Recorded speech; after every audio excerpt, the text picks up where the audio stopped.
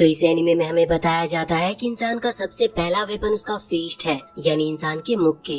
और सालों से इंसान अपने इसी हथियार के साथ फाइट करता आया है और फाइट करके इंसान का मुक्का इतना स्ट्रांग हो चुका है कि कोई भी उसके सामने खड़ा नहीं रह सकता। तो कहानी की शुरुआत होती है और हम एक लड़के को देखते हैं जिसका नाम कैस्टिव है और वो बेहोश जमीन पर पड़ा होता है। और जब उसे होश आता है तो वो देखता है बैटल रिंग में है और उसकी फाइट चल रही है। उसे कुछ भी समझ नहीं आ रहा होता कि वो यहाँ पर कैसे आया और वो किससे फाइट कर रहा है। फिर सभी लोग वहाँ पर कैस्टिव पर चिल्लाने लगते हैं क्योंकि उसे जल्दी से वापस फाइट करना शुरू करना चाहिए जिससे उन्हें मजा आ सके। फिर कैस्टिव भी फाइट करने के लिए तैयार हो जाता है, जिसके बाद हम एक जेल को देखते हैं जिसके अंदर काफी सारे कैदी थे, पर कैदी की उम्र ज्यादा नहीं थी। तभी उन्हें खाने को खाना दिया जाता है, हालांकि वो खाना काफी ज्यादा गंदा था, पर फिर भी सभी कैदी उस खाने के ऊपर टूट पड़ते हैं और एक दूसरे से झगड़ा भी करने लगा। तभी एक लड़का जिसका नाम रोको होता है वो बीच में आता है और सभी से कहता है कि वो खाना बांट कर भी खा सकते हैं क्योंकि यहाँ पर सभी को काफी भूख लग रही है। फिर वो सभी को बराबर खाना दे देता है और वही कैस्टिव भी अकेला बैठा होता है तो रोको उसे भी जाकर खाना देता है। ये देखकर कैस्टिव काफी खुश होता है और रोको की तारीफ करने लगता है, जिस पर रोको थोड़ा शर्मा गया था और कैस्टिव को खाना खाने को कहता है। वो दोनों बात कर ही रहे होते हैं, इतने में एक सोल्जर आता है और सभी को अपने साथ ले जाता है। फिर वो सोल्जर उन्हें बताता है कि अब उनका मॉक टेस्ट लिया जाएगा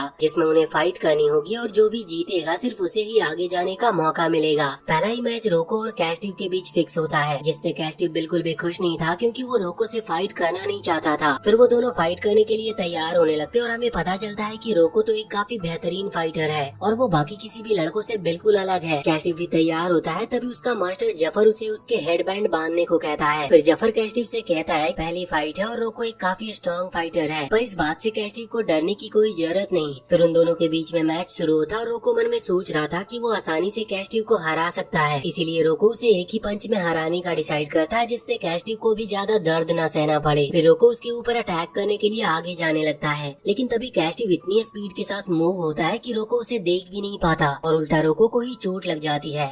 ये देखकर वो काफी हैरान था और सोचने लगता है कि ये कैस्टिव ने कैसे किया। फिर वो वापस से अटैक करने आगे बढ़ता है, पर वो एक भी पंच कैस्टिव को मार नहीं पा रहा था। उसके कई पंच से बचने के बाद कैस्टिव रोको को एक सीधा मुंह पर पंच मारता है और कई सारे पंच उसकी बॉडी पर मारता है, जिसकी वजह से रोको जमीन पर गिर गया था और वो वापस खड़ा भी नहीं हो पा रहा होता है। कैस्टिव काफी निराश लग रहा था ऐसा करके, पर जफर लगातार उस पर चिल्ला रहा था कि उसे अपना मैच पूरी पावर के साथ करना चाहिए। ये देखकर सभी काफी हैरान होते हैं कि कैस्टिव इतनी अच्छी बॉक्सिंग करता है और रोको कैस्टिव को एक भी पंच नहीं मार पाया। फिर कैस्टिव रोको के पास जाता है और रोको उसकी काफी तारीफ करता है कि टेक्निक काफी अच्छी है। फिर कैस्टिव रोको को खड़ा होने के लिए हाथ देता है, पर जैसे ही रोको कैस्टिव का हाथ पकड़ता है कई सारे सोल्जर रोको को तीर मार देते हैं, जिसकी वजह से उसकी वहीं पर मौत हो जाती है। ये देखकर कैस्टिव को काफी गुस्सा आता है और वो पूछने लगता है कि उन्होंने रोको को क्यों मारा। तभी एक आदमी खड़ा होता है और बताता है कि यहाँ पर हारे हुए लोगों की कोई जगह नहीं है, इसलिए जो हारेगा उसे मार दिया जाएगा। फिर वो आदमी अपने नाम का पहला लेटर वी कैस्टिव के हाथों पर छपवा देता है और बताता है कि आज से वो उसका फाइटर है और अब से वो उसके लिए फाइट करेगा।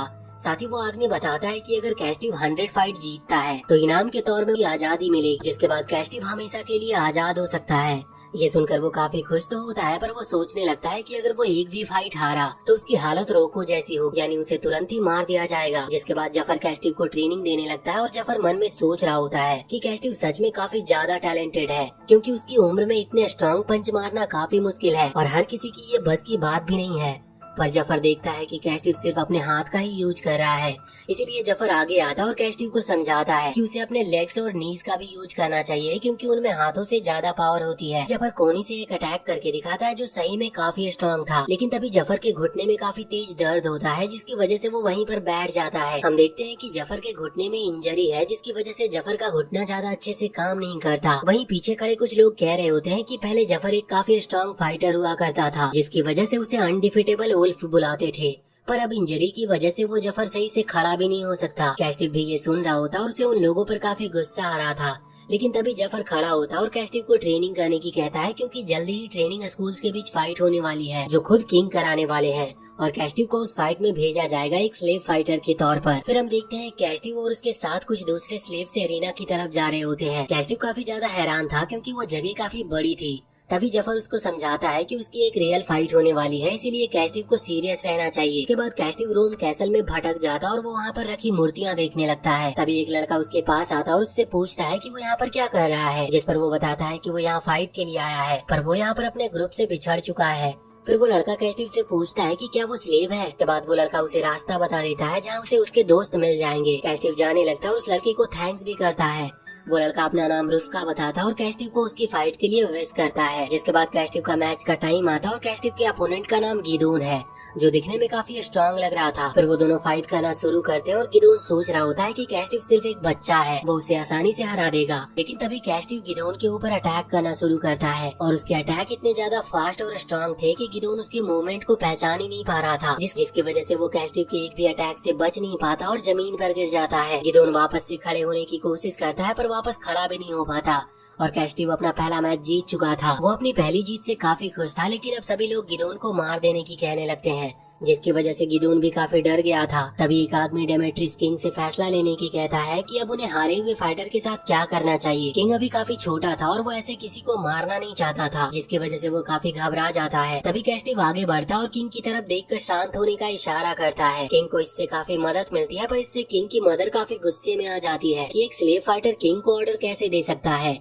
इसलिए वो कैस्टिव के दोनों हाथ कटवा देने का ऑर्डर देती है। पर तभी डेमेट्रियस ऐसा ना करने को कहता है, क्योंकि इससे रोमन लोगों के बीच किंग की छवि अच्छी नहीं बनेगी और आगे चलकर किंग को इससे खतरा हो सकता है। किंग की मदर को भी ये बात समझ में आती है और वो ऑर्डर देती है कि जैसा जनता चाहती है वैसा ही होगा। फिर हम देखते हैं कि कैस्टिव के साथ तो कुछ भी नहीं होता, पर गिदोन को मार दिया जाता है। जिसके बाद जफर कैस्टिव को चाटा मारकर कहता है कि क्या वो मरना चाहता है जो सभी के सामने ऐसी हरकत कर रहा है। पर कैस्टिव कहता है कि अगर उसके जीतने से हमेशा उसका अपोनेंट मारा जाएगा तो इसका मतलब कैस्टिव ही उसका कातिल है। जफर उसे इन सब बातों के बारे में ना सोचने को कहता है और सिर्फ जीतने पर ध्यान देने को कहता है। तभी एक सोल्जर आता और कैस्टिव को चलने की कहता है, क्योंकि किंग ने उसे बुलाया था। किंग उससे मिलकर उसकी काफी तारीफ करने लगता है, छोटी उम्र में इतना अच्छा फाइटर है। कैस्टिव ये देखकर काफी हैरान था कि पूरे रोम का जैसा बच्चा है। किंग की मदर जफर से पूछती है कि वो कौन है, जिस पर जफर अपना नाम बताता है और बताता है कि वही कैस्टिव को फाइट करना सिखा रहा है। किंग की मदर जफर को पहले से जानती थी, क्योंकि जफर काफी फेमस फाइटर था। तभी किंग की मदर को याद आता है कि जफर ने उनकी काफी अच्छे सोल्जर डेमेट्रियस से फाइट की। डेमेट्रियस बताता है कि उसने जफर से 10 साल पहले पिछले किंग के सामने फाइट की थी और वो काफी शानदार फाइट हुई थी। कैस्टिव सोच रहा होता है कि उसी फाइट में जफर का घुटना खराब हो गया, जिसकी वजह से उसे फाइटिंग छोड़नी पड़ी। डेमेट्रियस बताता है कि उसने आज की फाइनल फाइट काफी स्पेशल बनाई है। फिर सभी आज की फाइनल फाइट देखने लगते हैं, जो कि रुस्का का मैच है और हमें पता चलता है कि रुस्का डेमेट्रियस का ही बेटा है। ये जानकर कैस्टिव काफी हैरान होता है और रुस्का का अपोनेंट भी काफी स्ट्रांग लग रहा था और जफर बताता है कि सिर्फ उसे देखकर ही पता चल रहा है कि रुस्का के अपोनेंट की फाइटिंग स्पिरिट भी काफी स्ट्रांग है। उन दोनों की फाइटिंग शुरू होती है, पर फाइट शुरू होते ही रुस्का अपने अपोनेंट को उठाकर पटक देता है। ये देखकर सभी काफी हैरान होते हैं। फिर उसका उसे काफी अच्छी टेक्निक से मारता है, जिसकी वजह से उसका अपोनेंट कुछ कर नहीं पा रहा था। फिर वो अपने अपोनेंट का हाथ पकड़कर उसे तोड़ देता है और फाइट जीत लेता है। डेमेट्रियस बताता है कि उनकी फैमिली में ये लॉक और टेक्निक कई सालों से चली आ रही है। जिसके बाद हम देखते हैं कि कैस्टिव रुस्का के साथ किंग का म्यूजिक सुनता है और उसे वो काफी पसंद भी आती है।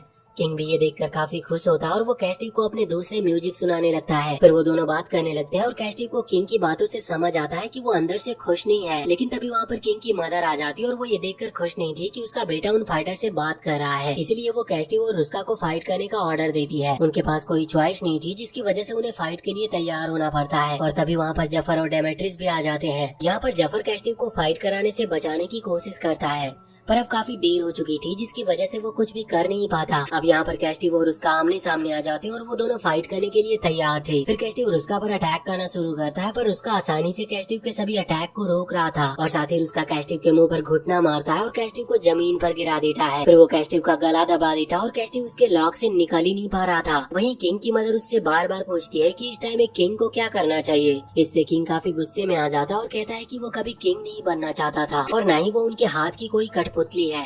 ये सुनकर किंग की मदर रोते हुए कहती है कि उसने उसे किंग बनाने के लिए कितना कुछ किया है और वो उससे ऐसे बातें कर रहा है। पर किंग की मदर रोते हुए वहाँ से चली जाती है और किंग भी उनके पीछे जाता है। वहीं रुस्का सिर्फ कैस्टिव को बेहोश कर देता है और उसे मारता नहीं। कुछ देर के बाद डेमेट्रियस रुस्का को मारता है, क्योंकि उसने कैस्टिव को बिना कुछ किए ही छोड़ दिया। पर रुस्का को अपने डिसीजन पर नाज था। दूसरी तरफ कैस्टिव हार कर काफी निराश था और वो जफर से कहता है कि हारना काफी बुरा होता है और उसे ये फीलिंग ही नहीं पसंद जो उसके अंदर से आ रही है। पर जफर कैस्टिव को फील करने की कहता है जो उसके अंदर से आ रही थी और वो उसे कभी भूलने को नहीं कहता है, जिससे वो हमेशा जीत पाएगा। जिसके बाद हम देखते हैं कि कुछ टाइम बीत जाता है और हमें पता चलता है कि जिस स्लेव हाउस में कैस्टिव था उसे खत्म कर दिया गया है।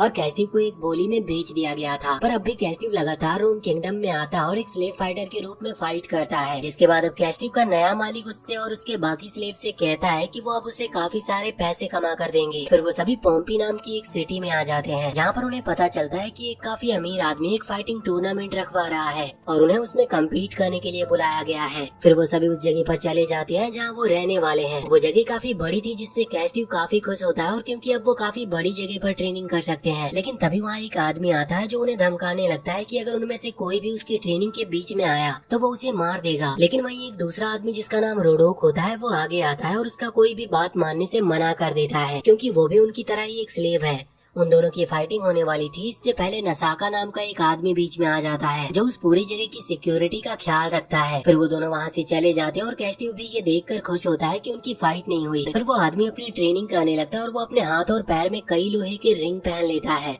और काफी अजीब तरह से ट्रेनिंग करने लगता है। फिर कैस्टिव का ओनर नसाका से पूछता है कि वो आदमी कौन है, जिस पर नसाका बताता है कि उसका नाम एमदेन है और वो यहाँ के सबसे स्ट्रॉन्ग फाइटर है और आज तक उसे अरीना में किसी ने नहीं हराया। फिर जफर कैस्टिव और उसके साथियों को ट्रेनिंग देने लगता है और ह्यूमन बॉडी के बारे में काफी कुछ समझाता है। पर अब भी कैस्टिव का ध्यान एमदेन पर ही था, क्योंकि वो पिछले 4 घंटों से लगातार वही ट्रेनिंग कर रहा था। उसी रात कैस्टिव बाथरूम के लिए जा रहा होता है, तभी उसे छत पर एक लेडी दिखती है। वो सोचने लगता है कि कहीं वो चोर तो नहीं, पर वो लेडी नीचे उतरते हुए गिर जाती है और कैस्टिव उसकी मदद करने आ जाता है। वो लेडी उससे पूछती है कि वो कौन है और यहाँ पर क्या कर रहा है, जिस पर कैस्टिव बताता है कि वो एक स्लेव फाइटर है। फिर वो उस लेडी से पूछता है कि वो कौन है। ये सुनकर वो लेडी काफी हैरान हो जाती है कि कैस्टिव उसे नहीं जानता। फिर वो लेडी खड़ी होती है और कहती है कि जरूर कैस्टिव काफी दूर से आया होगा, इसीलिए वो उसे जानता नहीं है। फिर हमें पता चलता है कि उस लेडी का नाम सबीना है और वो इस टाउन की सबसे खूबसूरत लड़की, और देखते ही देखते हर किसी को सबीना की खूबसूरती के बारे में पता चल गया और सबीना काफी फेमस भी हो गई। तभी वहाँ पर नसाका आ जाता है और सबीना वापस जाने लगती है। अगले दिन हम देखते हैं कि एमदेन सभी स्लेव से फाइट करके ट्रेनिंग कर रहा होता है, पर सभी काफी थक जाते हैं, जिसकी वजह से अब कोई भी फाइट करने के लिए तैयार नहीं था। तभी सबीना ऊपर से एमदेन से कहती है कि वो हमेशा उन कमजोरों को ही मारता है और उसने कभी से स्ट्रॉन्ग अपोनेंट को हराते हुए नहीं देखा। ये सुनकर बाकी सभी स्लेव हंसने लगते हैं और सब चले जाते हैं। फिर हम देखते हैं सबीना बैठी होती है, तभी एक लेडी उसके पास मदद के लिए आती है और बताती है कि कुछ लोग उसके बार शॉप के बाहर बैठे हैं जो हर कस्टमर को मारकर भगा रहे हैं। सबीना भी उसकी मदद के लिए तैयार हो जाती है और सभी स्लेव फाइटर को लेकर वहाँ पर पहुँच जाती है। हम देखते हैं कि सबीना उन गुंडों से वहाँ से भाग जाने को कहती है, पर वो नहीं मानती और उल्टा सबीना को ही अपने पास रख लेने को कहते हैं। सबीना सभी स्लेव से फाइट करने की कहकर पीछे हो जाती है और सभी स्लेव उन गुंडों से फाइट करने के लिए तैयार हो जाते हैं। वो सभी स्लेव उन गुंडों को काफी आसानी से मारने लगते हैं और कैस्टिव उनके लीडर से फाइट कर रहा था और वो उसे काफी मारता भी है, जिसकी वजह से वो कैस्टिव को गिराकर वहाँ से भाग जाता है। पर वो स्लेव सभी गुंडों को पीट देते हैं और तभी वहाँ पर नसाका भी आ जाता है। सबीना उसके ऊपर गुस्सा करती है क्योंकि वो एमदेन को जल्दी वहाँ नहीं लाया, जिसकी वजह से उन गुंडों का लीडर भाग गया। नसाका सबीना को उसके बारे में भूल जाने को कहता है, लेकिन तभी हम देखते हैं एमदेन उस गुंडे को भी रस्सी से बांधकर घसीटते हुए ले आता है। सभी ये देखकर काफी हैरान, एमदेन ने अकेले ही उन गुंडों के लीडर को मार दिया। फिर सबीना उसकी काफी तारीफ करती है, पर फिर वो कहती है कि उन्होंने उसके आने से पहले ही सब कुछ संभाल लिया था, जिस पर एमदेन सबीना से कहता है कि उसे ऐसे बाहर के लोगों के साथ बाहर जाना ही नहीं चाहिए था। पर फिर सबीना कहने लगती है कि अब तो एमदेन लगातार 48 मैच का है और हो सकता है कि वो अपना प्रॉमिस भी पूरा कर ले, जिस पर कैस्टिव सोचता है कि वो कौन सा प्रॉमिस की बात कर रहे हैं। एमदेन सबीना से कहता है कि वो अगले आने वाले टूर्नामेंट में जीतकर अपना प्रॉमिस पूरा कर लेगा। वहीं पीछे खड़े नसाका सोच रहा होता है कि एमदेन चाहे जितनी भी कोशिश कर ले और चाहे कोई भी प्रॉमिस पूरा कर ले, पर सबीना कभी उसे पूरे मन से प्यार नहीं करे, वो सिर्फ अपनी लाइफ खराब कर रहा है सबीना के पीछे। तभी हम एक पास्ट का सीन देखते हैं जहाँ पर सबीना का बर्थडे होता है, जहाँ पर एमदेन भी उसे बधाई देता है। सबीना ये देखकर हंसने लगती है कि एक स्लेव उसे क्या गिफ्ट दे सकता है, तो एमदेन सबीना को अपनी 30 विन स्ट्रीक दे देता है। सबीना नसाका से क्या विन स्ट्रीक भी इतनी जरूरी हो सकती है, पर नसाका बताता है कि आज तक उनकी सिटी में इतने मैच लगातार कोई पाया और ये काफी इम्पोर्टेंट है। तो सबीना एमदेन से कहती है कि अगर वो लगातार 50 मैच जीतता है तो वो उसे स्लेव बनने से आजाद करा दे और उसे अपना पर्सनल ट्रेनर बना ले। अब वापस प्रेजेंट में सबीना एमदेन से कहती है कि उसे सिर्फ 2 मैच और जीतने हैं, लेकिन अगर वो एक मैच भी हारता है तो वापस से 0 पर आ जाएगा। तभी कैस्टिव का साथी रोडेक एमदेन से कहता है कि विनिंग स्ट्रीक को तोड़ देगा, उसे आने वाले टूर्नामेंट में हरा देगा। फिर रोडेक कहता है कि पहले एमदेन को वो हराएगा और फिर कैस्टिव भी उसे हराएगा। ये सुनकर कैस्टिव हैरान हो जाता है, बारे में कुछ भी पता नहीं था। एमदेन रोडेक से कहता है कि वो यहीं उसे मार देगा। ये सुनकर वो दोनों फाइट करने लगते हैं, पर बाकी सभी उन्हें रोक लेते हैं और सबीना वहाँ से चली जाती है। फिर जाते हुए कैस्टिव सोच रहा होता है कि वो काफी छोटा और कमजोर है, जिसकी वजह से लीडर को रोक नहीं पाया था और न ही उसके मुक्कों का उस पर ज्यादा असर हुआ। इसीलिए अब कैस्टिव जल्दी से बड़ा और स्ट्रॉन्ग होने का डिसाइड करता है, क्योंकि अगर वो ऐसे ही छोटा रहा तो वो हमेशा नहीं जीत पाएगा। इसी रात उन सभी स्लेव के ऑनर ने उनके लिए काफी अच्छा खाना बनवाया था, जिससे सभी काफी खुश थे।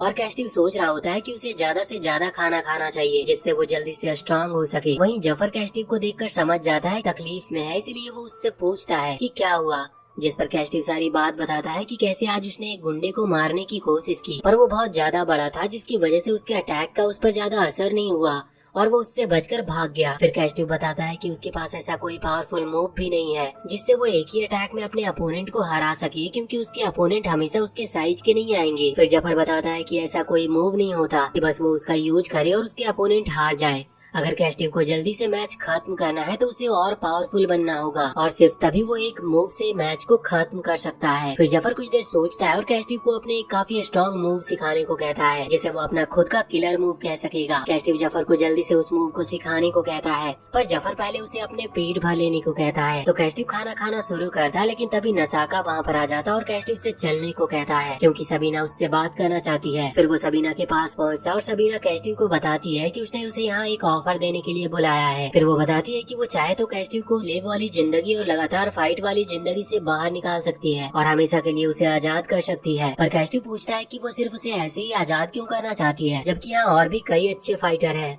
जिस पर सबीना बताती है कि कैस्टिव जितना दिखता है उससे काफी ज्यादा स्ट्रांग है, इसलिए उसने उसे चुना है। फिर वो बताती है कि वो कैस्टिव को अपने साथ रूम किंगडम ले जाना चाहती है और वो उसका बॉडीगार्ड बनकर रहेगा। पर कैस्टिव पूछता है कि उसके पास पहले से तो एमदेन है जो काफी अच्छा फाइटर है, फिर भी उसे उसकी जरूरत क्यों है। जिस पर सबीना बताती है कि सिर्फ पावरफुल होना ही जरूरी नहीं होता, एक इंसान को बात करना भी आना चाहिए और साथ ही उसे कोई कम उम्र का चाहिए जिससे वो उसे तमीज से बात करना सिखा सके। पर कैस्टिव कहता है कि पता नहीं उसका ऑनर सबीना को उसे खरीदने की परमिशन देगा भी या नहीं। पर सबीना कैस्टिव को इन सब की चिंता न करने को कहती है। फिर वो कहती है कि तो अब तय हुआ, अब सिर्फ कैस्टिव के ऑनर से बात करना रह गया है। सबीना जाने लगती है, पर कैस्टिव उसे रोकता है और बताता है कि साथ नहीं जाना चाहता। फिर वो बताता है कि कुछ टाइम पहले उसे एक नोबेल ने खरीदा था। उस नोबेल के पास कमी नहीं थी, लेकिन वो काफी ज्यादा अकेला था, जिसकी वजह से उसने एक दोस्त खरीदा। पर वो हमेशा ऐसे चेन में बंधे नहीं रहना चाहता था, इसीलिए कैस्टिव ने आजाद होने को कहा और उस नोबेल ने उसे अकेला छोड़ दिया। इसीलिए अब कैस्टिव चाहता है कि जो भी अगला इंसान उसे खरीदे वो इंसान कैस्टिव खुद हो। वो अब वो बिक और खरीद नहीं सकता। ये सब सुनकर सबीना काफी गुस्से में आ जाती। वो कैस्टिव जैसे एक स्लेव की जिंदगी सुधार रही थी, पर कैस्टिव कहता है कि वो बेवकूफ है, पर वो ये सब फिर से नहीं चाहता। फिर वो जाने को कहने लगता है, क्योंकि जब इसे बुलाया गया वो खाना खा रहा था और उसकी फाइट भी आने वाली है जिसकी ट्रेनिंग करनी है। सबीना और ज्यादा गुस्से में आ जाती है और कैश सामान फेंकने लगती है, तो वो वहाँ से भाग जाता है। उसी रात सबीना अब भी कैस्टिव के बारे में सोच रही होती है, तभी वो एमदेन को अपने पास बुलाती है और उसे कैस्टिव को काफी बुरी तरह से हराने का ऑर्डर देती है और वो उसे इतनी बुरी तरह से मारने को कहती है कि वो वापस कभी खड़ा भी ना हो सके और उसे पछतावा हो कि वो फाइटर क्यों बना। अगले दिन रोडेक काफी गुस्से में था, क्योंकि कैस्टिव को उससे पहले फाइट के लिए भेजा जा रहा था, जबकि वो पहले एमदेन से फाइट करना चाहता था। तभी नसाका कैस्टिव के पास आता और उससे पूछता है कि क्या उसके और सबीना के बीच में कुछ हुआ है। तो वो नसाका को सारी बात बता देता है कि कैसे उसने सबीना का ऑफर रिजेक्ट कर दिया। जिस पर नसाका कहता है कि जरूर सबीना ने ही उसका मैच पहले एमदेन से रखवाया होगा। पर कैस्टिव बिल्कुल डरता नहीं और कहता है उसे सिर्फ अपना मैच जीतने पर ध्यान देना चाहिए, क्योंकि इससे ज्यादा उसके लिए कुछ जरूरी नहीं है। पर नसाका काफी परेशान था, क्योंकि कैस्टिव का अपोनेंट इतना भी कमजोर नहीं होने वाला और उसके जीतने के बिल्कुल ना के बराबर चांसेस है। वहीं दूसरी तरफ एमदेन ट्रेनिंग कर रहा होता और वो काफी गुस्से में था, क्योंकि सबीना ने उसके बदले कैस्टिव को चुना था, जबकि वो कितने सालों से लगातार सबीना के लिए काम करता आ रहा है और आज तक एक बार भी कभी उसने सबीना को निराश नहीं किया था। इसीलिए अब इसका बदला वो कैस्टिव से अरीना में लेने का डिसाइड करता है और कैस्टिव को पूरी तरह से खत्म कर देने को कहता है। अगले दिन हमारे दोनों ही फाइटर फाइट के लिए तैयार होते हैं और दोनों को अरीना में बुलाया जाता है। एमदेन सोच रहा होता है कि आज वो कैस्टिव को हराकर ये फाइट खत्म कर देगा और इसके बाद उस दूसरे फाइटर को भी हरा देगा, जिससे आज उसका सबीना को दिया हुआ प्रॉमिस पूरा हो जाएगा। अब फाइट शुरू होती है और कैस्टिव एमदेन पर अटैक करने लगता है, पर एमदेन के हाथ की फिस्ट की वजह से कैस्टिव का कोई भी अटैक अच्छा असर नहीं कर पा रहा था, बल्कि उसे ऐसा लग रहा था कि वो एक आयरन वॉल पर मुक्के मार रहा है। पर कैस्टिव हार नहीं मानता और लगातार मुक्के मारने लगता है, वो भी और तेज स्पीड और पावर के साथ। एमदेन को लग रहा होता है कि कुछ ही देर में कैस्टिव थक जाएगा और उसे मौका मिल जाएगा उसे मारने का, पर कैस्टिव लगातार पंच मारता चला जाता है, जिससे एमदेन भी काफी हैरान था क्योंकि अब उसके पंच रोके नहीं जा रहे थे। तभी कैस्टिव एक मुक्का मारता है जिससे एमदेन का हाथ साइड में हो जाता है, जिससे कैस्टिव को मारने की जगह मिल जाती है और वो उसके मुंह पर एक काफी स्ट्रॉन्ग पंच करता है, जिससे एमदेन जमीन पर गिर गया था। पर एमदेन इतनी आसानी से हार मानने वाला नहीं था और वो वापस खड़ा हो जाता है और अब वो सही से फाइट करने के लिए तैयार था। पर वहीं कैस्टिव काफी थक चुका था क्योंकि वो लगातार पंच मारने के चक्कर में अपनी सांस को कंट्रोल करना ही भूल गया था। वहीं अब एमदेन अटैक करना शुरू करता और काफी स्पीड के साथ कैस्टिव की तरफ मुक्के मारने लगता है। कैस्टिव अभी तक एमदेन के अटैक से बच रहा था, अब एमदेन भी फाइट में सीरियस हो जाता है और काफी स्ट्रॉन्ग मूव से अटैक करने लगता है। तभी एमदेन कैस्टिव को ऐसे दिखाता है जैसे वो उसे पंच मारने आ रहा है, जिसकी वजह से कैस्टिव अपनी बॉडी डिफेंस करता है। पर एमदेन कैस्टिव के सर पर मार देता है और कैस्टिव बच नहीं पाता और जमीन पर गिर जाता है। वहाँ पर सभी एमदेन के लिए चीयर करने लगते हैं। जफर को पता था कि एमदेन कैस्टिव को चकमा देकर उस पर अटैक करेगा और साथ ही जफर काफी हैरान भी था एमदेन की ऐसी टेक्निक देखकर। वहीं कैस्टिव काफी मुश्किल से पर वापस खड़ा हो जाता है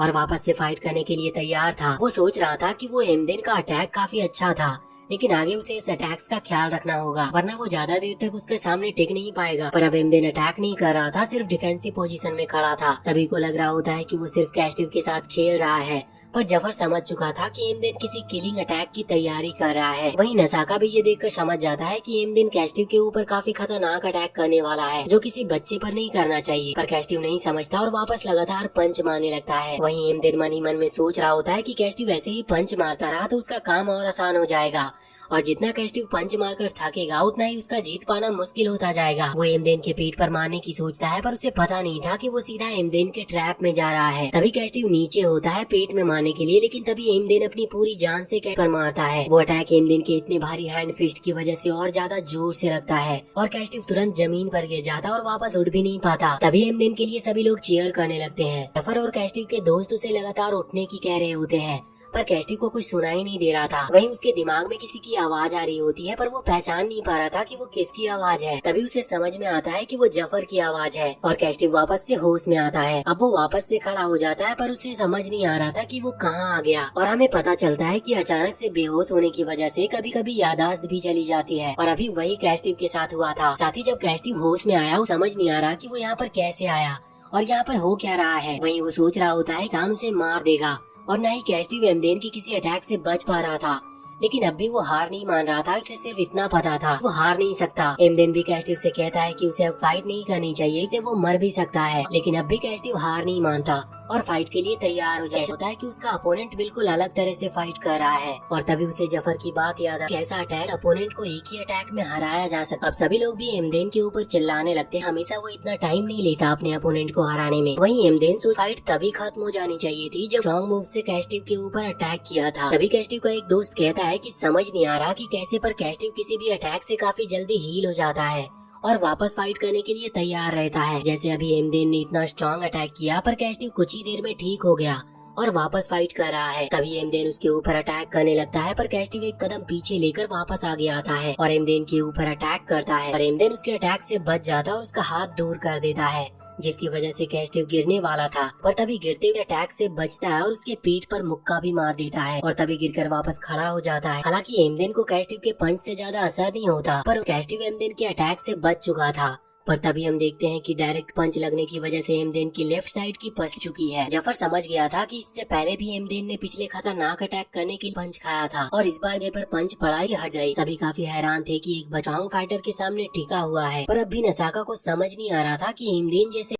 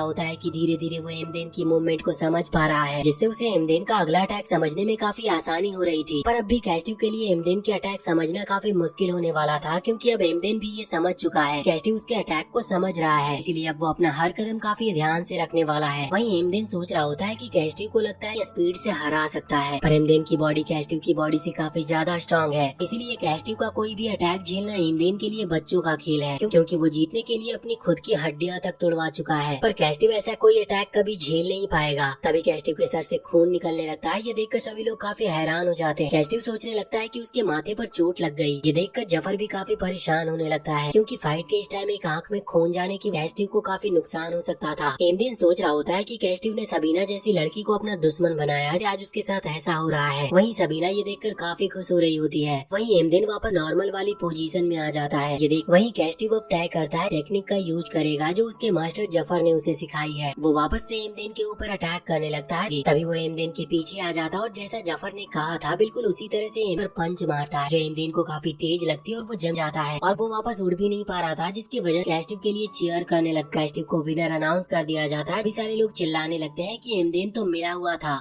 वो एक बच्चे से हार गया, इसलिए सभी एमदेन को मार देने को कहे। ये देखकर कैस्टिव को काफी बुरा लग रहा था, क्योंकि पहले भी बिल्कुल ऐसा ही हुआ था। तभी कैस्टिव अपना अंगूठा ऊपर करता है, का मतलब था वो एमदेन को जिंदा छोड़ देने की मांग कर रहा है। ये देखकर सभी लोग आ जाते हैं और कैस्टिव को भी मार देने को कहने लगते हैं। सबीना के सर्वेंट उसे जाने को कहते हैं, क्योंकि माहौल बिगड़ता जा रहा था। पर सबीना जल्दी से टेंट हटाने को कहती है। फिर सबीना सभी के सामने आ जाती है। कई लोगों ने कभी सबीना को देखा नहीं था। फिर वो सभी से काफी प्यार से झगड़ा नहीं करना चाहिए, क्योंकि अभी टूर्नामेंट सिर्फ शुरू हुआ है और अभी देखने लायक काफी कुछ बचा है। ये सुनकर सभी शांत हो जाते हैं। फिर वो एमदेन से काफी अच्छा किया और वहाँ से चली जाती है। वहीं सबीना के मुंह से अपनी तारीफ सुनकर एमदेन शांत हो जाता और कुछ कह भी नहीं पाता। जिसके बाद हम देखते हैं कि कैस्टिव को होश आता और उसके दोस्त बताते हैं कि वो पूरे दिन से सो रहा था। जैसे ही सब खत्म हुआ था वो तुरंत ही जमीन पर गिर गया था। तभी कहता है कि एमदेन कैसा है, क्या उसकी चोट ठीक है। नसाका बताता है कि कैस्टिव की चोटें एमदेन से काफी ज्यादा बुरी, तो उसे अपनी चिंता करनी चाहिए और एमदेन बिल्कुल ठीक है। पर वो अब कभी एरिना में वापस नहीं आने वाला, क्योंकि अब उसकी विनिंग स्ट्रीक टूट चुकी है। वहीं रोडेक भी काफी गुस्से में होता है, क्योंकि एमदेन हार चुका है और अब वो उससे फाइट भी नहीं कर सकता। इसीलिए रोडेक कहता है कि अब वो टूर्नामेंट के बचे 2 दिन अपने सभी अपोनेंट को काफी बुरी तरह से मारने वाला है। फिर सभी जाने लगते हैं। पर तभी कैस्टिव जफर के बारे में पूछता है, जिस पर कैस्टिव का दोस्त बताता है कि कुछ देर पहले उन्होंने बताया कि उन्हें कुछ काम पूरा करना है, इसलिए वो कुछ देर के लिए कहीं पर गए हैं। अब यहाँ से सीन शिफ्ट होता और हम देखते हैं जफर एमदेन के पास आ चुका था और उसे बताता है कि वो कैस्टिव का मास्टर जफर है। एमदेन उससे पूछता है कि वो यहाँ पर क्या करने आया है, जिस पर वो बताता है कि उसने सुना है कि एमदेन ये सिटी छोड़कर जाने वाला है। फिर जफर उसे बताता है कि वो सभी भी यहाँ पर सिर्फ टूर्नामेंट तक ही है, फिर वो भी यहाँ से चले जाएंगे। फिर जफर एमदेन से कहता है कि उसे कुछ पूछना है। वो बताता है कि जिस टेक्निक का उसने कैस्टिव को हराने के लिए इस्तेमाल किया था और जो कैस्टिव ने एमदेन को हराने के लिए इस्तेमाल किया था, वो दोनों टेक्निक लगभग बिल्कुल एक जैसी है और यहाँ तक कि सेम ही जगह पर भी अटैक करती है। फिर जफर कहता है कि शायद जिस टेक्निक का एमदेन ने यूज किया उसने वो टेक्निक खुद नहीं बनाई, बल्कि किसी ने उसे सिखाई है। जफर उससे पूछता है कि वो उसे किसने सिखाई है, तो एमदेन यहाँ पर बताता है कि उसका जन्म एक स्लेव के रूप में हुआ था, जिसकी वजह से वो किसी के साथ कभी अच्छे से रह भी नहीं पाया। पर जल्दी एमदेन ने अपनी किस्मत को अपना लिया और अपनी फाइटिंग स्लेव वाली लाइफ से खुश हो गया। पर उसके पास इतनी बड़ी बॉडी नहीं थी कि वो सभी से जीत सके, इस वजह से वो पूरे दिन ट्रेनिंग करता था। पर फिर भी वो बहुत ज्यादा स्ट्रॉन्ग नहीं बन पा रहा था। 5 साल पहले एक दिन ट्रेनिंग करते हुए एमदेन भगवान से इच्छा मांगता है कि उसे स्ट्रॉन्ग होना है और तभी उससे एक आदमी बात करने लगता है। जब तक उस आदमी ने कुछ बोला नहीं तब तक एमदेन को पता भी नहीं था कि उसके सामने कोई बैठा है। फिर वो आदमी उससे कहता है कि वो एमदेन को स्ट्रॉन्ग बना सकता है, पर उसकी ट्रेनिंग सिर्फ हमेशा एक गोल के लिए होनी चाहिए। उस आदमी का एक एक शब्द एमदेन की बॉडी की कोर तक जा रहा था, जिसकी वजह से वो उससे पूछता है कि क्या वो डिवाइनर मैसेंजर है जिसने उसकी इच्छा सुन ली और यहाँ पर आ गया। पर वो आदमी कहता है कि वो काफी टाइम से उसे ऑब्जर्व कर रहा था, उसके बाद ही वो उसके पास आया है। फिर वो आदमी कहता है कि एमदेन काफी टैलेंटेड है और वो नहीं चाहता कि उसके जैसा किसी टैलेंटेड इंसान का टैलेंट बेकार जाए। ये सुनकर एमदेन अपने घुटनों पर आ जाता और उस आदमी से पूछता है कि क्या वो उसे स्ट्रॉन्ग बना सकता है, जिस पर वो आदमी कहता है कि वो 3rd रेट फाइटर है, तो वो जरूर एमदेन की हेल्प कर सकता है। फिर वो कहता है कि वो काफी टाइम से किसी एमदेन जैसे इंसान इंसान की तलाश कर रहा था जिसका स्ट्रांग होने का मोटिव उसी की तरह स्ट्रांग हो। फिर वो आदमी कहता है कि मैं तुम्हें एक ऐसी टेक्निक भी सिखाने वाला हूँ जो तुम्हारे अपोनेंट को एक ही अटैक में हरा देगा। फिर इमदेन ने उस आदमी को अपना टीचर बना लिया, यहाँ तक कि इमदेन को उस आदमी का नाम तक भी पता नहीं था। जिसके बाद उसने उस आदमी को अपना मास्टर बना लिया और उसकी ट्रेनिंग की वजह से इमदेन लगातार स्ट्रांग बनता चला गया और लगातार फाइट्स भी जीतने लगा। और फिर एक दिन उसने वो स्पेशल टेक्निक भी सीख ली, लेकिन उसके बाद ही वो आदमी कहीं गायब हो गया और कभी लौट कर वापस नहीं आया। तो यहाँ पर जफर बताता है कि वो आदमी कोई भगवान का भेजा मैसेंजर नहीं था, बल्कि वो आदमी सिर्फ अपनी टेक्निक अच्छे फाइटर पर चेक करता है जिससे उसे पता चल सके कि उसकी टेक्निक सही में अच्छी है भी या नहीं। और एक बार जब उसका काम हो जाता है तो वो वहाँ से गायब हो जाता है। जफर की बातों से इमदेन समझ जाता है कि उस आदमी ने जफर को भी ट्रेनिंग दी है, जिस पर जफर कहता है कि वो आदमी इकलौता ऐसा इंसान है जिसे जफर ने मास्टर कहा था, पर वो उसकी ट्रेनिंग अधूरे में ही छोड़कर चला गया। फिर हम देखते हैं कि इमदेन सिटी छोड़कर जा रहा होता है, तभी नसाका उसे कुछ मेडिसिन देता है जो उसे उसके रास्ते में काम आएगी। इमदेन उन दवाइयों को लेकर वहाँ से चला जाता है। कुछ देर के बाद कैस्टिव और उसके साथी भी सिटी से जाने लगते हैं और हम देखते हैं कि इमदेन को हराने की वजह से कैस्टिव पूरी सिटी में काफी फेमस हो चुका है, इसीलिए सभी लोग उसके लिए फूल फेंक कर उसे गुड बाय कह रहे थे। जिसके बाद हम देखते हैं कि सभी स्लेव्स रॉड बनाने का काम कर रहे होते हैं और सभी काफी थक चुके थे अब, क्योंकि हर कोई काफी लंबे टाइम से बिना रुके काम कर रहा था और अब तो सभी का पूरा शरीर थकान की वजह से टूट रहा होता है। तभी एक सोल्जर कहता है कि अब वो सभी खाना खा सकते हैं। ये सुनकर वो सभी काफी खुश होते हैं, पर अब भी खाना खाते हुए वो यही शिकायत कर रहे थे कि उन्हें कब तक यही काम करना होगा, क्योंकि वो सभी काफी लंबे टाइम से यही कर रहे थे और अब तो उनके हाथों से खून तक आने लगा है। पर कैस्टिव उन सभी पर चिल्लाता है और कहता है कि उन्हें इस सब को भी अपनी ट्रेनिंग का हिस्सा समझना चाहिए और इसकी मदद से लगातार स्ट्रांग होने पर ध्यान देना चाहिए। पर फिर भी वो सभी शिकायत करने लगते हैं कि ये काम काफी ज्यादा बेकार है, जिस पर कैस्टिव भी कहता है कि ये काम काफी बेकार है और उनका हर दिन काफी ज्यादा बेकार और बोरिंग होता है, लेकिन फिर भी वो सभी हमेशा के लिए ऐसे कमजोर नहीं रह सकते और यही उनके मास्टर भी चाहते हैं। तभी हम पास्ट का एक सीन देखते हैं जहाँ पर जफर उन सभी को कहता है कि वो सभी काफी ज्यादा कमजोर हैं, इसीलिए उन्हें सबसे पहले अपनी पावर बढ़ाने पर काम करना चाहिए। इसीलिए जफर उन सभी को रॉड बनाने का काम करने को कहता है और उन्हें तब तक ये काम करना होगा जब तक जफर उन्हें रोके ना। अब वो सभी पिछले 2 महीनों से लगातार यही काम कर रहे थे, जिसकी वजह से उनकी बॉडी का हर एक पार्ट दर्द कर रहा था। फिर ऐसे ही एक दिन जफर उनके पास आता और वो उन सबको अपने साथ चलने को कहता है। इससे सभी को लगने लगा था कि उनका ये लेबर वाला काम अब खत्म हो गया है और अब वो आराम कर सकते हैं। पर जफर उनसे कहता है कि उन्हें गलत नहीं समझना चाहिए, क्योंकि सिर्फ कुछ ही टाइम के लिए उन्हें आराम मिल रहा है और उन्हें वापस यही करने आना है। ये सुनकर सभी वापस से काफी निराश हो जाते हैं। फिर जफर बताता है कि उन सभी को ये काम कम से कम 6 महीनों के लिए करना होगा। तो कैस्टिव पूछता है कि फिर उन्हें लेकर कहाँ जाया जा रहा है, जिस पर जफर बताता है कि उनके ऑनर ने उन्हें बुलाया है। कैस्टिव जाकर देखता है कि कुछ सोल्जर उसकी तलाश में यहाँ पर आए हैं, क्योंकि किंग एक फाइटिंग टूर्नामेंट रखवा रहे थे, इसलिए वो लोग सिर्फ अच्छे फाइटर की तलाश कर रहे थे और उन्होंने कैस्टिव के बारे में काफी सुन रखा था। उसका ऑनर उससे कहता है कि कैस्टिव को खुश होना चाहिए कि वो लोग इतनी दूर से सिर्फ उसके लिए आए हैं। पर वो दोनों सोल्जर पूछते हैं कि क्या वो लड़का ही सही में कैस्टिव है, क्योंकि उन्हें यकीन नहीं हो रहा था कि ये वही लड़का है जिसके बारे में उन्होंने इतना कुछ सुना है। फिर वो सोल्जर बताते हैं कि उन्हें पता चल ही जाएगा कि कैस्टिव इतना स्ट्रांग है भी जितना उन्होंने सुना है, क्योंकि उस टूर्नामेंट में ज्वाइन होने से पहले उन्हें क्वालिफाइंग मैच से गुजरना होगा, जिसमें पूरी दुनिया से काफी स्ट्रांग फाइटर भी होंगे और कैस्टिव को उनसे फाइट करनी पड़ेगी। फिर वो सोल्जर बताते हैं कि जो कोई भी मेन टूर्नामेंट में हिस्सा लेगा उन सभी को रिवॉर्ड मिलेंगे और जो भी उस टूर्नामेंट का विनर होगा उसे खुद किंग अपने हाथों से रिवॉर्ड देंगे। फिर उन दोनों में से एक सोल्जर कैस्टिव को बताता है कि उसके जैसे एक फाइटिंग स्लेव को उसकी आजादी भी दी जा सकती है। तो कैस्टिव को भी लगने लगता है कि ये एक काफी अच्छा मौका हो सकता है अपनी आजादी पाने का और हो सकता है ऐसा मौका उसे आगे चलकर कभी मिले ना। पर उसके मन में कुछ अजीब फील हो रहा था, जैसे वो किंग नॉर से कभी बच नहीं पाएगा और हमेशा उसे उसके साथ में ही रहना होगा। फिर उसका ऑनर कहता है कि कैस्टिव बॉक्सिंग डिवीजन से फाइट करने वाला और रोडेक मिक्स डिवीजन से। फिर वो जफर से उन दोनों को अच्छे से ट्रेनिंग देने को कहता है, जिससे वो दोनों सबसे अच्छा परफॉर्म कर सके। जफर भी तैयार था उन दोनों को काफी अच्छी ट्रेनिंग देने के लिए। फिर हम देखते हैं कि जफर कैस्टिव से बताता है कि अब उनके पास क्वालिफायर मैच के लिए 1 महीने से भी कम टाइम है, इसीलिए जफर कैस्टिव को ट्रेनिंग हार्ड करने को कहता है। पर कैस्टिव को अपने पिकैक्स से भी ट्रेनिंग करते रहना होगा। ये सुनकर कैस्टिव थोड़ा निराश होता है, पर जाते हुए जफर कैस्टिव को भरोसा रखने को कहता है, क्योंकि आगे चलकर यही उसके काम आने वाला है। फिर कैस्टिव भी जाकर वापस पिकैक्स चलाने लगता है। जिसके बाद हम देखते हैं कि क्वालिफाइंग मैच के लिए सिर्फ 1 ही दिन बचा है और कैस्टिव और बाकी सभी उस रिंग में आते हैं जहाँ पर मैच होने वाला था, लेकिन वो जगह काफी ज्यादा छोटी थी, जो देखकर कैस्टिव काफी हैरान था, क्योंकि उस जगह पर फाइट करना काफी मुश्किल होने वाला है। तभी कैस्टिव का ऑनर उससे फाइट में कुछ अच्छा करने को कहता है, क्योंकि उसने कैस्टिव की फाइट के लिए फीस भरी है। जिस पर कैस्टिव पूछता है कि किंग नॉर ने खुद उन्हें फाइट के लिए इनवाइट किया था, तो फिर क्यों उन्हें फीस देनी पड़ रही है। जिस पर जफर बताता है कि ये तो सभी की पुरानी टेक्निक रही है, हमेशा ये हारने वालों का पैसा जाता है।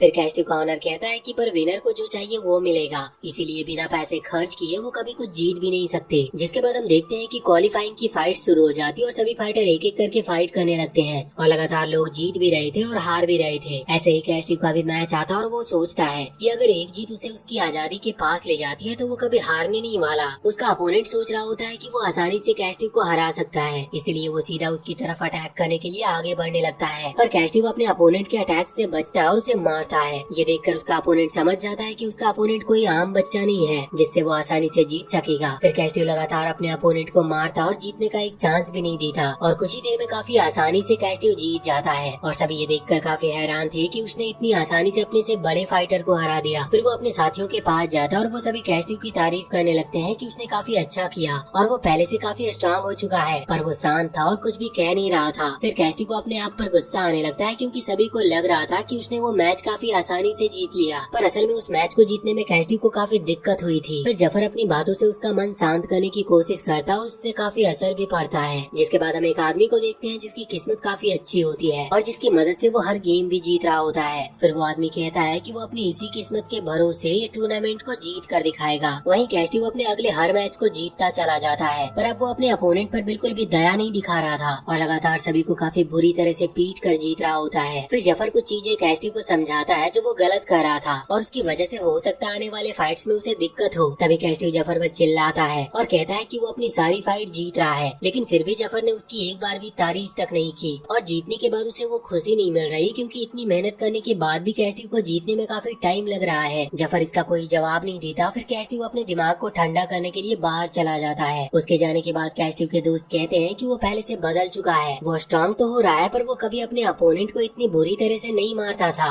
बल्कि उसे तो अपने अपोनेंट के लिए बुरा भी लगता था। पर किसी को समझ नहीं आ रहा था कि क्यों कैस्टिव हर चीज से इतना गुस्सा होता जा रहा है। तभी उन्हें याद आता है कि जब से वो सभी पिकैक्स की ट्रेनिंग कर रहे थे तभी कैस्टिव ऐसी हरकतें करने लगा था। अगले दिन कैस्टिव पिकैक्स की ट्रेनिंग कर रहा होता और उसके हाथ से भी ब्लड आने लगता है, लेकिन फिर भी वो रुक नहीं रहा था। तभी वहाँ पर जफर आ जाता और कहता है कि कैस्टिव के इतना मेहनत करने के बाद भी वो पहले से ज्यादा स्ट्रांग नहीं हो पा रहा और इसी वजह से कैस्टिव अब इतना गुस्से में रहने लगा है। पर यहाँ पर कैस्टिव मना करता है क्योंकि उसे अपनी ट्रेनिंग के काफी अच्छे रिजल्ट्स मिले थे और अब वो पहले से काफी स्ट्रांग हो चुका है और न ही ये रीजन है उसके गुस्से का। और फिर वो वापस से अपने पिकैक्स के साथ ट्रेनिंग करने लगता है। तभी वहाँ पर जफर आता और उससे पूछता है कि क्या वो बिना किसी गोल के सिर्फ गड्ढे खोदने में लगा है। वो उससे कहता है कि अब वो कैस्टिव को हर चीज समझाने नहीं वाला क्योंकि अब उसको खुद इतना समझदार होना चाहिए। पर जफर कैस्टिव को एक हिंट देता है क्योंकि वो अपने गोल के काफी पास है। फिर जफर बताता है कि जब हाथ जमीन आ जाती है तब कैसे कैस्टिव पिकैक्स चलाता है, उसे बिल्कुल वैसे ही फाइट में पंच भी चलाने चाहिए। अब काफी रात हो जाती है पर कैस्टिव अब भी पिकैक्स को चला रहा था, लेकिन उसे समझ नहीं आ रहा था कि कैसे उस फीलिंग को पहचाना जाए जिससे वो उसे अपने पंच में यूज कर सके। फिर कैस्टिव एक लड़के का मैच देखने जाता और वो लड़का काफी आसानी से अपने अपोनेंट को हरा देता है और सभी लोग कहने लगते हैं कि वो काफी स्ट्रांग फाइटर है और सभी को लगने लगता है कि वही इस क्वालिफायर का चैंपियन भी बनेगा। उसी रात कैस्टिव खाना खाकर जाने लगता है। तभी उसके दोस्त उससे पूछते हैं कि क्या वो वापस से पिकैक्स की ट्रेनिंग के लिए जा रहा है। तो कैस्टिव का एक दोस्त कहने लगता है कि उस ट्रेनिंग को करने से फायदा ही क्या है, क्यों कर रहे हैं वो सभी इतनी मेहनत। तभी कैस्टिव कहता है कि जो शिकायत करता है वो कभी कुछ सीख नहीं पाता, इसीलिए उन्हें शिकायत नहीं करनी चाहिए। फिर वो वहाँ से जाने लगता है। फिर हम उसी लड़के को देखते हैं जिसे हमने पहले मैच में देखा था। तभी उसे कैस्टिव के बारे में पता चलता है कि वो भी एक काफी अच्छा फाइटर है और उसने अभी तक अपने सभी अपोनेंट को काफी आसानी से हराया है। उसकी इतनी तारीफ सुनकर वो लड़का भी उससे फाइट करने की सोचने लगता है। फिर हम देखते हैं कि कैस्टिव अपने अगले मैच के लिए जाता है और उसके सामने एक काफी स्ट्रांग आदमी था। यहाँ पर कैस्टिव फाइट करते हुए सोच रहा होता है कि उसे अपने पंच में उसी पिकैक्स वाले पावर और दर्द को लाना होगा जैसा जफर ने उससे कहा था। वो उस आदमी के हर पंच से बच रहा था और साथ ही उसे लगातार मार भी रहा होता है। तभी वो आदमी कैस्टिव पर अटैक करने लगता है, पर वो पिकैक्स को याद करता है और सोचता है कि जब कोई हार्ड पत्थर आ जाता है तो वो अपने हाथों को कैसे चलाता है, बिल्कुल वैसे ही वो पंच मारता है। उसका वो पंच इतना ज्यादा स्ट्रांग था कि वो आदमी एक ही पंच में बेहोश हो जाता है और यहाँ पर कैस्टिव की जीत हो जाती है। ये देखकर वो काफी खुश होता है कि उसने एक आदमी को एक ही पंच में हरा दिया। जफर भी खुश होता है कि आखिरकार कैस्टिव उस ट्रेनिंग का सही मतलब सीख ही गया। अगले दिन वो सभी वापस से ट्रेनिंग कर रहे होते हैं। तभी कैस्टिव अपने दोस्तों से कहता है कि कुछ दिनों से वो काफी गुस्से में था, इस वजह से वो उन सभी के साथ भी अच्छे से नहीं रह रहा था, लेकिन वो बताता है कि अब वो बिल्कुल ठीक है क्योंकि उसे जो चाहिए था वो उसे पिछली फाइट में मिल गया। फिर वो सभी कैस्टिव से कहते हैं कि अगर वो किसी दिक्कत में हो तो वो उनसे बात कर सकता है, वो सभी उसकी परेशानी के बारे में जरूर काफी अच्छे से सुनेंगे। तो कैस्टिव भी ये सुनकर काफी खुश होता है। वो अभी अपने दोस्तों से बात कर ही रहा होता है कि तभी वहाँ पर वो लड़का आ जाता है और वो उससे पूछता है कि क्या वो वही फाइटर है जो बिना एक भी पंच खाए अभी तक जीतता आ रहा है। उस लड़की को देखकर कैस्टी को भी याद आता है कि वो तो वही फाइटर है जिसका मैच उसने देखा था। फिर वो लड़का बताता है कि वो सेमीफाइनल के ग्रुप 1 में है, तो कैस्टी कहता है कि वो तो ग्रुप 2 में है। ये सुनकर वो लड़का खुश होता है क्योंकि उसे कैस्टी से फाइनल में फाइट करने का मौका मिलेगा। फिर वो लड़का वहाँ से जाने लगता है और जाते हुए कैस्टी उसे कहता है कि वो फाइनल के लिए तैयार रहे क्योंकि वो कैस्टी को इतनी आसानी से नहीं जीतने देने वाला। तो यहाँ पर कैस्टी के दोस्त उससे उस लड़की के बारे में ज्यादा ना सोचने को कहते हैं क्योंकि हो सकता है कि वो यहाँ पर सिर्फ उसका मैच से ध्यान भटकाने आया हो, इसीलिए कैस्टी को सिर्फ अपने मैच पर ध्यान देना चाहिए। और फिर वो अपने दोस्तों के साथ चला जाता है। जिसके बाद हम देखते हैं कि वो लड़का भी कैस्टी का सेमीफाइनल मैच देखने आया होता है और वो भी काफी हैरान था उसके स्किल्स को देखकर, क्योंकि कैस्टी काफी कम उम्र में ही काफी अच्छा फाइटर बन चुका है और उसकी फाइटिंग टेक्निक भी काफी कमाल की है और उसके पंच में भी काफी ताकत है, जबकि उसकी उम्र के लड़कों में इतना स्ट्रॉन्ग पंच मारने की पावर नहीं होती। तभी उस लड़के की नजर जफर की तरफ जाती है और उसे लग रहा था कि उसने जफर को पहले भी कहीं पर देखा है। और तभी उसे याद आता है कि ये तो वही फेमस फाइटर है जो अपने घुटनों की इंजरी की वजह से गायब हो गया था। अब उसे समझ में आता है कि कैस्टी की इतनी अच्छी स्किल्स और टेक्निक की वजह जफर है, उसी ने उसे ये सब सिखाया होगा। जिस पर वो लड़का सोचता है कि कैस्टी को हराना बिल्कुल ऐसा होगा जैसे उसने इतने स्ट्रॉन्ग फाइटर जफर को हरा दिया। उसी रात कैस्टी सोच रहा होता है कि कल फाइनल है और क्या उसका मैच सही में उसी लड़के के साथ होने वाला है। वो सोचता है कि वो कल का मैच हार नहीं सकता, चाहे उसका अपोनेंट कितना भी स्ट्रॉन्ग क्यों ना हो, क्योंकि उसे जीतकर मेन टूर्नामेंट में जाना है जिससे वहाँ पर भी वो जीत सके। और ऐसे कई लोग हैं जो कैस्टी को जीतता हुआ देखना चाहते हैं, इसीलिए वो उन्हें निराश नहीं कर सकता। पर वो सोचता है कि अगर वो कल का मैच भी जीत जाता है तो उसे सिर्फ टूर्नामेंट में ज्वाइन होने का चांस मिलेगा और कैस्टी को वापस से फाइट करनी होगी और जीतना भी होगा। पर वो तय करता है कि अगर उसे आजाद होना है तो जरूर ही उसे जीतना होगा,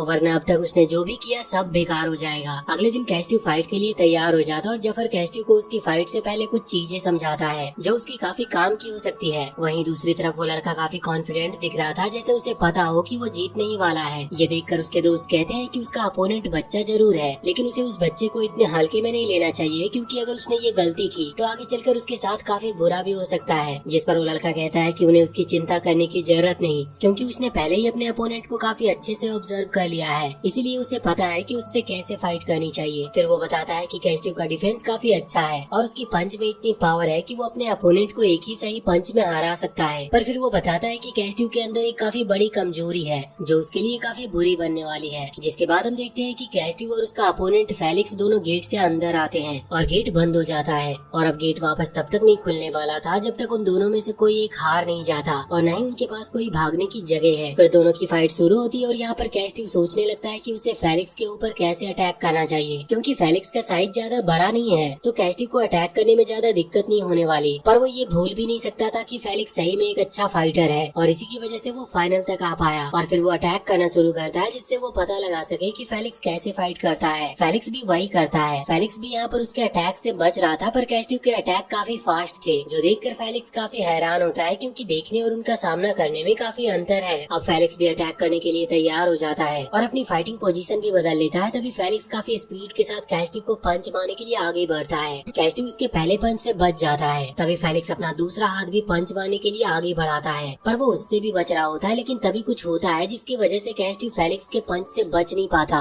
और फेलिक्स का पंच सीधा उसके सर पर लगता है, जिससे कैस्टी अपने घुटनों पर आ जाता है। कैस्टी सोचता है कि उसे तो लगा था कि वो आसानी से फेलिक्स के पंच से बच जाएगा, लेकिन फिर भी उसे पंच कैसे लग गया। तभी फेलिक्स उसे उठने को कहता है क्योंकि अभी तो उसने फाइट शुरू भी नहीं की है और ये तो सिर्फ उसका हेलो कहने का एक तरीका है। अब दोनों वापस से आमने सामने आ जाते हैं और फेलिक्स वापस से अपनी अजीब पोजीशन के साथ फाइट करने के लिए तैयार था। और वहीं कैस्टी इस बार फेलिक्स के अटैक पर पूरा ध्यान देने की कोशिश करता है। तभी फेलिक्स 2 पंच मारता है पर कैस्टी उनसे बच जाता है, लेकिन तीसरा पंच वापस से उसे लग जाती है जिससे वो जमीन पर गिर जाता है। कैस्टी के दोस्तों को भी समझ नहीं आ रहा था कि कैस्टी को हो क्या गया, क्योंकि इतनी ध्यान से देखने के बाद भी लगातार उसे 2 पंच लग चुके थे। तभी जफर बताता है कि कभी कभी ज्यादा ध्यान देने से देखना भी भारी पड़ जाता है और अपोनेंट को अटैक करने का मौका मिल जाता है। साथ ही कैस्टी वो अपनी बॉडी की वजह से हार रहा है, क्योंकि फेलिक्स उसे ऐसा दिखा रहा है कि वो क्लोज रेंज अटैक कर रहा है, पर असल में वो लॉन्ग रेंज अटैक कर रहा था, जिसकी वजह से कैस्टी उसके किसी भी अटैक से बच नहीं पा रहा और वो इस वजह से उसके अटैक को डॉज नहीं कर पा रहा, क्योंकि फेलिक्स के अटैक उसकी बॉडी की रेंज से काफी ज्यादा दूर जा रहे हैं। इसीलिए वो समझ नहीं पा रहा कि उसे कितना दूर हटना चाहिए। और तभी फेलिक्स कैस्टी पर अटैक कर पा रहा है। फेलिक्स अपने फ्लेक्सिबल शोल्डर की मदद से ऐसा कर पा रहा था क्योंकि फेलिक्स अपने शोल्डर को पूरी तरह से आगे कर रहा है, जिससे उसके हाथ काफी दूर तक जा पा रहे थे। साथ ही जफर बताता है कि फेलिक्स को ये टेक्निक सीखने में काफी टाइम और ट्रेनिंग लगी होगी और इसीलिए अब वो काफी स्ट्रॉन्ग पंच भी चला पा रहा है। तभी जफर सोचता है कि कैस्टी कैस्टिव को अब तक इस सिचुएशन से निकलने का कोई रास्ता निकालना चाहिए था। तभी जफर को कुछ समझ आता जिससे वो काफी परेशान होने लगता और सोचता है कि ऐसा नहीं होना चाहिए। वहीं कैस्टिव दीवार के पास आ चुका था और उसे समझ नहीं आ रहा था कि क्या करना चाहिए, क्योंकि कैस्टिव के एक पैर की हड्डी डिस्लोकेट हो चुकी थी। तभी फेलिक्स कैस्टिव से कहता है कि उसे पता है कैस्टिव के पैर में इंजरी आ चुकी है, क्योंकि जब फेलिक्स ने उसे पहला पंच मारा था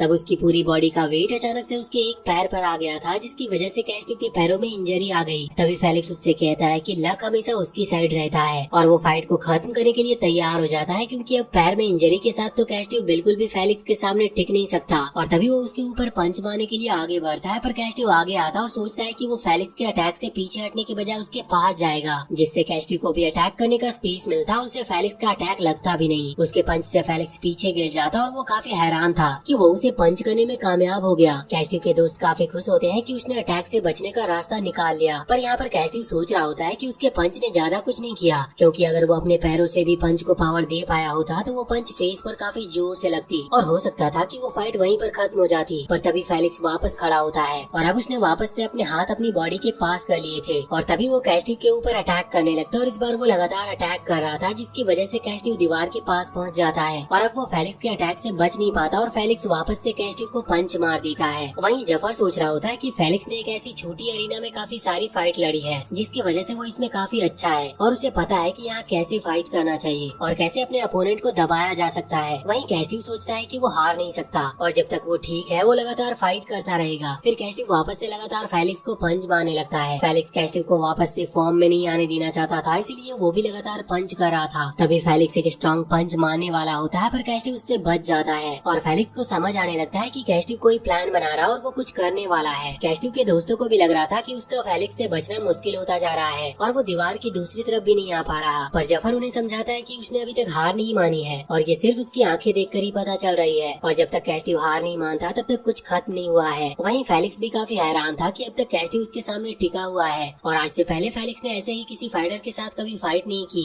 जो इतना घायल होने के बाद भी बिना रुके फाइट कर सकता हो। वहीं कैस्टिव समझ चुका था कि फेलिक्स भी धीरे धीरे थक रहा है। तभी दोनों ही एक दूसरे के पेट में काफी स्ट्रॉन्ग पंच मारने लगते हैं, जिससे दोनों को ही काफी दर्द हो रहा था, लेकिन दोनों में से कोई भी रुकने के लिए तैयार नहीं था। जल्दी उसका पैर काफी दर्द करने लगता है और उसके हाथ भी और पंच सहने नहीं वाले थे। तभी फेलिक्स कैस्टिव को एक पंच मार देता है, जिसकी वजह से कैस्टिव गिरने वाला था और कैस्टिव भी समझ जाता है कि अगर वो जमीन पर गिर गया तो पक्का वो बेहोश हो जाएगा। लेकिन तभी कैस्टिव अपने आप को गिरने से रोकता और वापस खड़ा हो जाता है, पर तभी फेलिक्स उसके ऊपर एक और पंच मारने आगे आता है, पर कैस्टिव नीचे से बच जाता है और फेलिक्स के पेट में मुक्का मार देता है और फिर भी वो रुकता नहीं और वापस से एक पंच सीधा फेस पर मार देता है। फेलिक्स भी ये देखकर हैरान था कि ये बच्चा कौन है जो इतनी बुरी हालत में होने के बाद भी उससे बिना रुके फाइट किए जा रहा है। जफर भी समझ जाता है कि कैस्टिव वापस मैच में आ रहा है, लेकिन कभी भी कुछ भी हो सकता है, सिर्फ एक ही अटैक काफी है जो सब कुछ बदल सकती है। तभी जफर बताता है कि कैस्टिव हार नहीं मान रहा, बल्कि वो मौका ढूंढ रहा है उस अटैक को करने का। तो कैस्टिव कमजोर बॉडी पार्ट पर अटैक करना सही से सीख रहा होता है कि कैसे वो उन जगहों पर काफी स्ट्रॉन्ग अटैक कर सकता है। वहीं फेलिक्स सोच रहा होता है कि ऐसा हो ही नहीं सकता, क्योंकि आमतौर पर इस टाइम तक वो ड्रिंक्स के साथ अपनी जीत को सेलिब्रेट कर रहा होता है, पर कैस्टिव अब भी उससे फाइट कर रहा है। तभी फेलिक्स कैस्टिव पर अटैक करता है, लेकिन वो वापस से उसके अटैक से बचकर फेलिक्स के पेट पर एक पंच मारता है और तभी फेलिक्स को सांस अंदर लेने में परेशानी होने लगती है। वो सोच में पड़ जाता है कि क्या कैस्टिव अभी तक उसकी सांसों को देख रहा था और सिर्फ सांस अंदर लेने के ही टाइम पर अटैक कर रहा था, जिससे अब फेलिक्स को सांस लेने में दिक्कत आ रही होती है। तभी कैस्टिव वापस से पेट पर मारने जाता है और फेलिक्स बचने के लिए अपने दोनों हाथों से अपने पेट को ब्लॉक करता है, लेकिन तभी कैस्टिव अपना अटैक बदलता है और पेट की जगह मुंह पर पंच मारता है और तभी वो एक और पंच उसके मुंह पर मार देता है। फेलिक्स उन अटैक से संभल पाता। इससे पहले कैस्टिव फेलिक्स के पीछे आ गया था और अपना स्पेशल अटैक करने के लिए तैयार होता है, पर उसके पैर की दर्द की वजह से कैस्टिव बिल्कुल सही पोजीशन नहीं ले पाता, लेकिन फिर भी कैस्टिव फेलिक्स की किडनी पर काफी स्ट्रॉन्ग पंच मारता है, जिससे फेलिक्स अपने घुटनों पर आ गया था। अब फेलिक्स भी समझ चुका था कि कैस्टिव पिछले काफी टाइम से इसी मूव की तैयारी कर रहा था। वो उठने की पूरी कोशिश करता है, पर वो उठ नहीं पा रहा था और वो पूरी तरह से भी नीचे गिर जाता है। फिर फेलिक्स बिल्कुल उठ नहीं पाता और कैस्टिव जीत जाता है और इसी के साथ कैस्टिव अब मेन टूर्नामेंट में जाने के लिए क्वालिफाई कर चुका था। इसके बाद हम देखते हैं जफर कैस्टिव की तारीफ करता है कि उसने फाइनल में काफी अच्छा किया और अब वो मेन टूर्नामेंट में भी जा सकता है। साथ ही कैस्टिव पिछले काफी टाइम से बहुत हार्ड ट्रेनिंग कर रहा था, तो अब वो एक दिन का रेस्ट तो ले ही सकता है। फिर सभी ट्रेनिंग कर रहे होते और कैस्टिव सिर्फ बैठा था, जिसकी वजह से वो बोर होने लगता है। तभी वो सोचने लगता है कि वो सिर्फ ट्रेनिंग करता है और फाइट करता है, इसके अलावा उसकी जिंदगी में कुछ भी नहीं है। तभी उसके दिमाग में आता है कि अगर वो अपने हाथों को खो देता है तो वो कैसे अपनी जिंदगी जी पाएगा। तभी फेलिक्स उसके सामने आ जाता है। वो बताता है कि आज वो इस जगह से जा रहा है और जाने से पहले फेलिक्स को बस देखना था कि कैस्टिव कितना घायल है। फिर वो कैस्टिव के साथ बैठ जाता है और उसे बताता है कि हमेशा तो वो अपने अपोनेंट को काफी आसानी से हराकर जीत जाता है, पर अब की बार उसके साथ ही ये हुआ, वो मैच हार गया, साथ ही फेलिक्स को काफी चोट भी लगी। फिर कैस्टिव उससे पूछता है कि अब वो क्या करने वाला है, जिस पर वो कहता है कि एक लूजर के पास सिर्फ जाने का ही ऑप्शन होता है, क्योंकि पहले राउंड में हारना या फाइनल राउंड में हारना दोनों बराबर ही होता है, पर फाइनल राउंड तक पहुंचने के लिए कुछ पैसे दिए जाते हैं, जो काफी अच्छी बात है। फेलिक्स बताता है कि फाइटर को ये बात पहले से नहीं बताई जाती, क्योंकि वो चाहते हैं कि फाइटर बिना किसी अवार्ड के लालच में फाइट करे। फिर फेलिक्स बताता है कि वो अपना पैसा लेते ही यहाँ से चला जाएगा। फिर वो जाने लगता है और कहता है कि कैस्टिव का बिना कोई टेंशन वाला चेहरा देखकर उसे वापस से कैस्टिव से फाइट करने का मन कर रहा है। फिर जाते हुए वो कैस्टिव को मेन टूर्नामेंट में भी ना हारने को कहता है, क्योंकि अगर वो वहाँ पर हार गया तो ये फेलिक्स की रेपुटेशन के लिए अच्छा नहीं होगा। जिस पर कैस्टिव कहता है कि वो जीतने का प्रॉमिस तो नहीं कर सकता, पर वो फाइट के लिए पूरी तरह से तैयार है और अपनी पूरी पावर के साथ फाइट करने वाला है। तभी फेलिक्स कॉइन उछालकर मेन टूर्नामेंट के लिए कैस्टिव का लक चेक करने को कहता है। फिर वो कैस्टिव को ध्यान रखने को कहता है और तभी वो अपना कॉइन उछाल देता है और कॉइन नीचे आने के बाद पता चलता है कि कैस्टिव ने हेड चुना था और उसका गेस बिल्कुल सही होता है, क्योंकि हेड ही आया था। फेलिक्स कहने लगता है कि कैस्टिव का भी लक काफी अच्छा है, क्योंकि इससे पहले भी वो सही था और अब की बार भी सही है। पर कैस्टिव बताता है कि ये कोई लक नहीं है, क्योंकि फेलिक्स ने उसे देखने को कहा था तो उसने कॉइन को देखा था और जवाब दिया। ये सुनकर फेलिक्स हैरान हो गया था और सोचने लगता है कि क्या सही में उसने इतने छोटे से कॉइन को अपनी आंखों से इतने ध्यान से देखा कि कैस्टिव को पता चल गया कि आखिर क्या आने वाला है। वो सोचने लगता है कि क्या ये किसी इंसान के लिए करना मुमकिन भी है। फिर फेलिक्स कैस्टिव से कहता है कि अब उसे समझ आ गया है कि वो कैस्टिव से क्यों हारा, क्योंकि वो उससे बेहतर फाइटर है। और फेलिक्स को लगता है कि मेन टूर्नामेंट में भी कैस्टिव काफी दूर तक जाने वाला है। फिर वो जाते हुए कहता है कि उसे जरूर जीतना होगा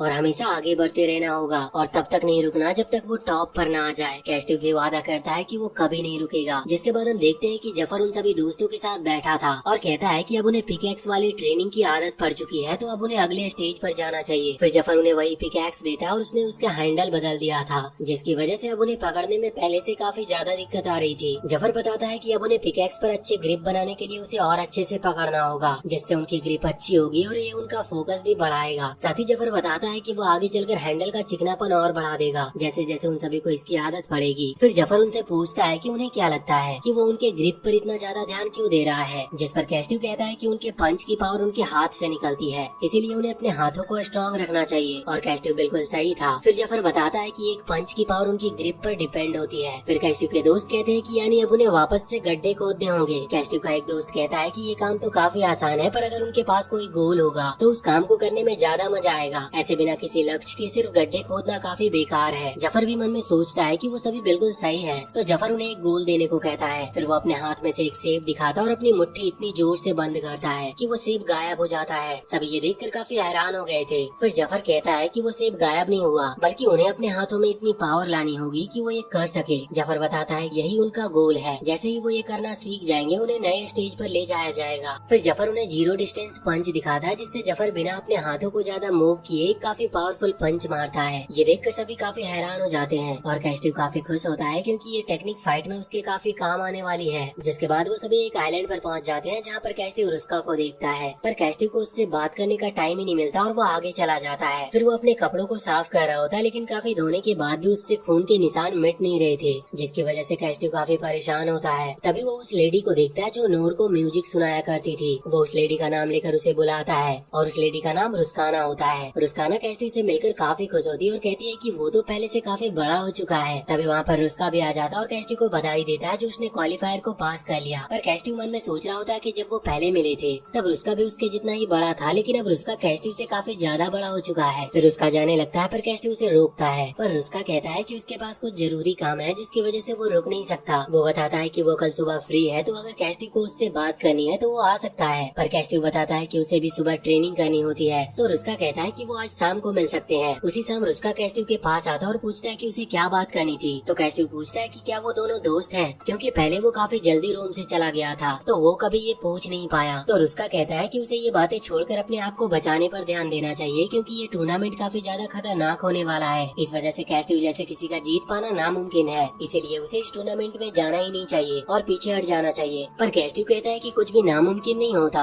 और वो कभी टूर्नामेंट से भाग नहीं सकता। तो रुस्का कहता है कि कैस्टिव को हमेशा से लगता है कि वो सबसे अलग है, जिस पर कैस्टिव कहता है कि एक स्लेव का दर्द एक स्लेव ही समझ सकता है। अगले दिन बॉक्सिंग डिवीजन के सभी फाइटर को उनका नाम लेने पर स्टेज पर बुलाया जाने वाला था, पर ये कैस्टिव को ज्यादा पसंद नहीं आ रहा था क्योंकि इससे उसकी बुरी यादें ताजा हो रही थी। तभी कैस्टिव के पास एमदेन आ जाता और कैस्टिव एमदेन को देखकर काफी खुश होता है क्योंकि उसे पता ही था एमदेन जैसा कोई इतना स्ट्रॉन्ग फाइटर आसानी से क्वालिफायर पास कर सकता है। फिर एमदेन उससे कहता है कि उसे नहीं पता था कि वो अब कैस्टिव से फाइट करने वाला है। एमदेन कहता है कि वो किसी और से ना हारे क्योंकि उसे उससे फाइट करनी है। तभी एमदेन को स्टेज पर बुलाया जाता और वो चला जाता है। फिर यहाँ पर कैस्टिव याद करता है कि रुस्का ने उससे कहा था कि उसे पीछे हट जाना चाहिए, पर वो मन में सोचता है कि वो इतनी मेहनत करके यहाँ तक वापस जाने के लिए नहीं आया, इसीलिए वो ऐसे पीछे कभी हट नहीं सकता। जिसके बाद वहाँ का किंग सभी फाइटर का वेलकम करता है और बिना किसी डर के फाइट करने को कहता है और इसी के साथ टूर्नामेंट शुरू हो जाता है और हमारा हीरो कैस्टिव भी फाइट करने के लिए तैयार था। लेकिन इसी के साथ ये पार्ट और सीरीज यहीं पर एंड होती है। तो वीडियो अगर पसंद आई हो तो चैनल को सब्सक्राइब करके बेल आइकन जरूर दबा लें और कमेंट सेक्शन में हमें जरूर बताएं कि आपको ये वीडियो कैसी लगी।